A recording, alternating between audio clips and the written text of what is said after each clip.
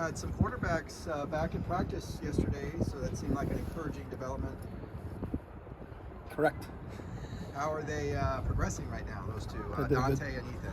Did a good job yesterday, and then we'll see how they continue to go through today and tomorrow and Friday. So, but it was good to get them all back. Are they full go in practice, or still limited anyway? They should be full go today. So. How I mean, that given the way that game ended, and clearly there were concerns about them, how encouraging is it that they are back and practicing? It's very encouraging, and I think it's a credit to those guys and how they're built. So we'll see how Wednesday goes with them. So.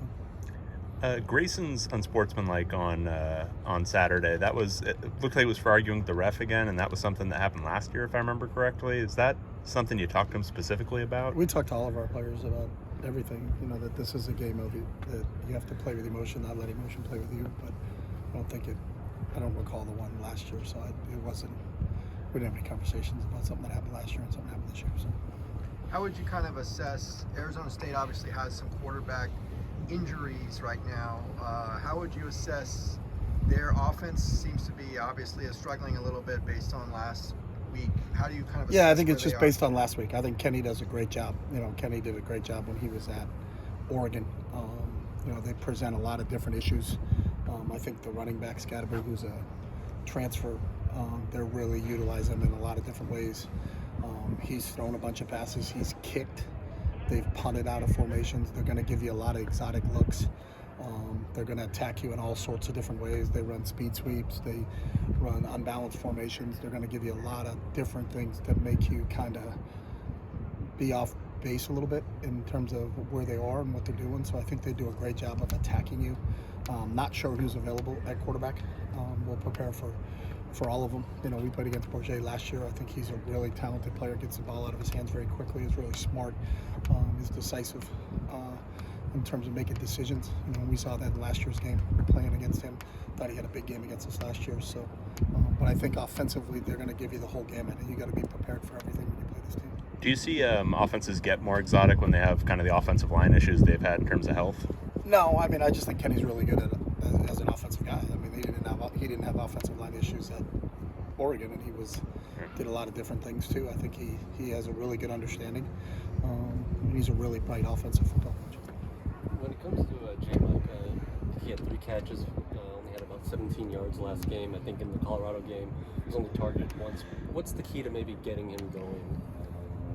It depends on how people are defending him, what our game plan is, what our quarterback situation is. And there's a lot of different factors that are involved in that. Have you found that defenses are kind of focusing Yeah, there's on people him? that focus on him, and I would focus on him too because he's a talented player. So I think that's part of the deal, sometimes. But if you focus on him, then, Logan, you look at Logan in the Colorado game. Logan had an outstanding game in the Colorado game, So I think it's when you have some depth at receiver, that gives you that's beneficial to you. I've been on teams where there's only been one wideout, and they shut down the one wideout. You don't have a shot. So, we were fortunate here. Our first couple of years here, we always had Kyle and Greg. So you had Dulcich and Phillips, both NFL guys now. So it was tough to gang up on one certain guy. So, if that's the choice for some people, we believe our other receivers and tight ends can affect you in the passing game. Can he line up in the slot? Can you move him around and maybe do some other things? He does line up in the slot. Okay. So I think two of his catches the other night against Arizona State, he was lined up in the slot. A lot of the defensive players this week have talked about some dissension or disunity in terms of defense versus the offense, and is that something you've noticed or something you've had to deal with? No, I think anytime you lose, everybody just gets frustrated, and that's part of the process that you have to go through when you lose a game. So I think that's you got to stick together as a team. We win as a team and we lose as a team. So that's just part of the nature when you lose. That I think sometimes people try to divide you. And sometimes it's the questions that are asked that try to divide you. So and they answer them the way you guys ask the question. So, but I think this team's really close and really connected. Are you saying that we tried to divide your team? I didn't say that. No, I didn't say that at all. Is that something that you focus on from a head coach standpoint, or is that something you you always rely on focus team your leaders? We rely on your team leaders. You rely on your position coaches. You rely on everybody in the program. So we always talk about it. You got to rally when you lose a game. So I think that's a big thing that everybody has to focus and concentrate on. But then what you have to rally on is, how do I contribute to that? What role do I play in this, and what do I do? So I think that's part of that's part of the process that you go through whenever you lose a football game. And Femi mentioned, I guess there was a video played featured Ray Lewis to try to kind of inspire was there anything else done this week to maybe unify that group again? No, because I mean, we don't really play a lot of videos during the week, so usually sometimes it's waiting until the night before the game. So that may have been in the defensive meeting room earlier in the week, but I wasn't in the defensive meeting room earlier in the week. So.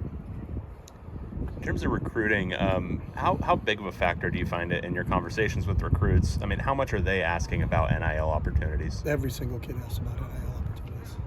So every kid out there, because that's available to every kid out there. So I think almost every kid you're recruiting has that. That's just the nature of what recruiting has turned into when they change the rules. So that's a huge part of it. How much do you think it's incumbent on the head coach or just the staff in general to help raise the profile of NIL collectives like Men of Westwood?